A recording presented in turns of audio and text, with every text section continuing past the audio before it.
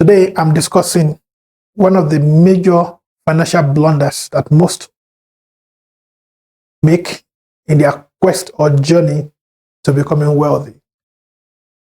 As a matter of fact, this is also one of the limiting factors why many never get to that threshold of financial success. Today, I'm looking at the tendencies we have to be competitive. When I mean competitive, I mean we're trying to always live to people's expectation or people's set standard. You see, that is not exactly what our own personal standard is.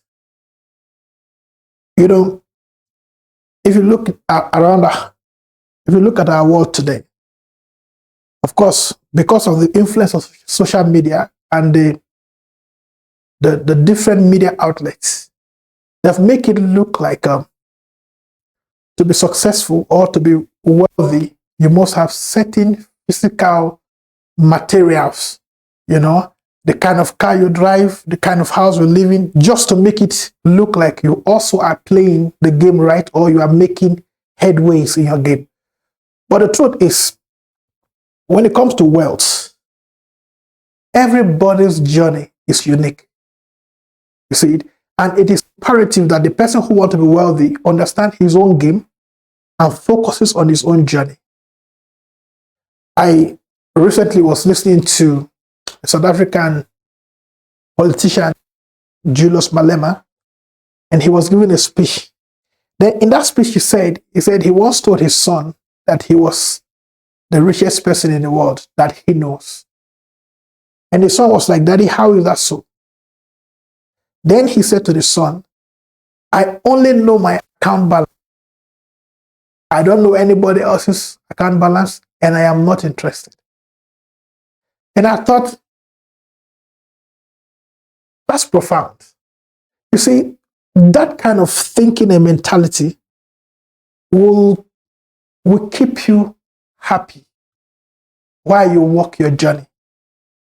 You see, the thinking and feeling like somebody is richer than you, like there's a popular magazine they call the Forbes magazine that tell people who is the richest man in the world and all that kind of things. As much as those information may look relevant, they actually are not important.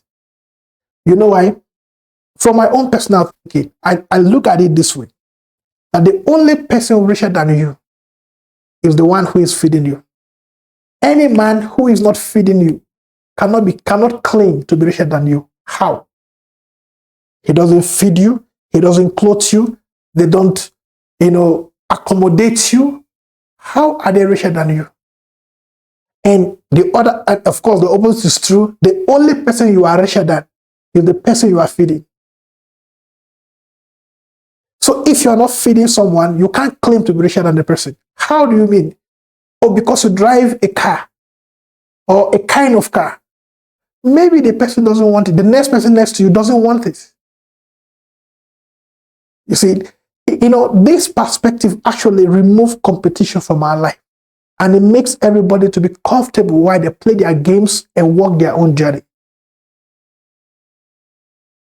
Think about it. When we talk about wealth, it is personal. And I explain what I mean by that. There are some people in the world right now that if they have extra $10,000, it's like 200,000 rands, 10 million naira, in Nigeria. When they have extra $10,000, they feel like they're on top of the game. They feel wealthy. The feeling, the thinking, they could literally feel the sense of wealth. And then there are people in this world that if they are down to their last, let's say $1 billion, they feel broke. Do you understand? So when we say the riches, it is relative.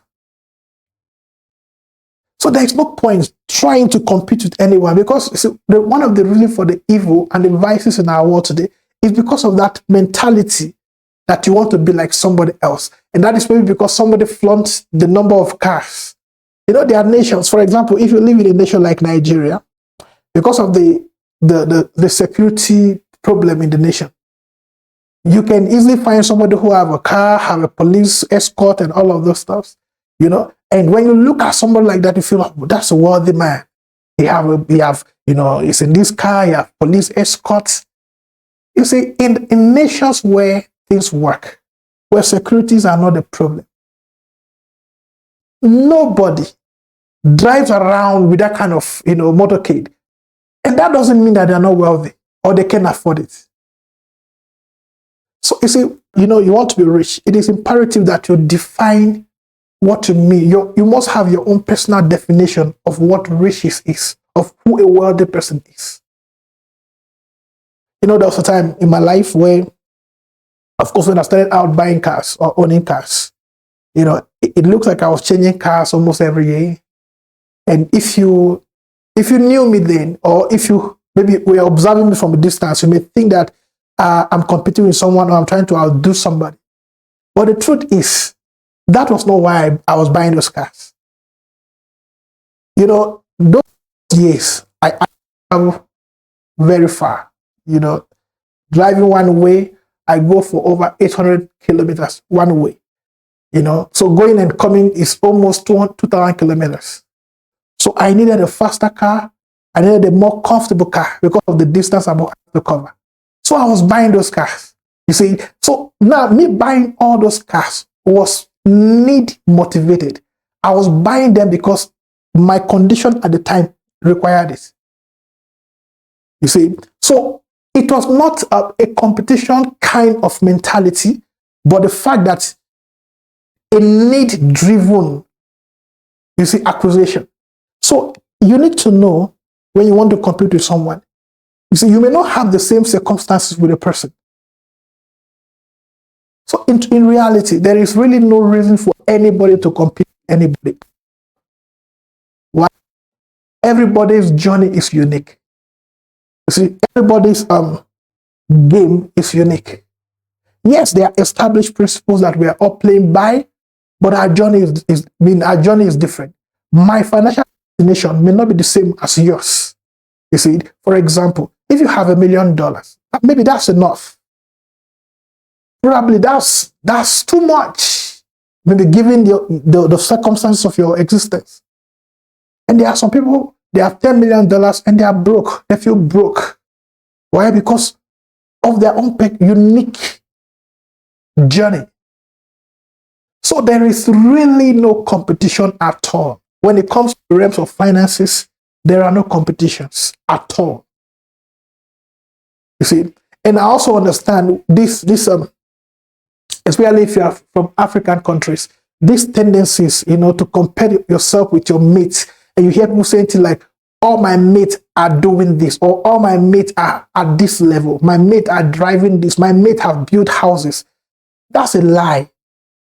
See, that's a lie. When you say all my mates are married, all my mates, it's not true. See, when you say mates, are you referring to school mates, or you are referring to age mates? If you are referring to schoolmates, well, you should find out. Every president have classmates and schoolmates. Do all the class members become president? No. Probably every president in the world have a classmate that is broke. Probably every billionaire has a classmate because they didn't go to school in isolation. They probably went to public school or schools with other people. Not everybody in the class is a billionaire. There probably may be a billionaire whose classmate is broke right now. So to say all my mates are doing this is a big lie. Because the truth is, if you are looking at age mates, you'll be amazed. Probably some of your age mates are dead. You see, so if I'm competing with all my mates, then you must have to think about all those who are dead. That's all my mates are dead. So what, you should plan to die? Or you say, all my mates, some of your mates are probably in a mental asylum. Some are mad on the streets.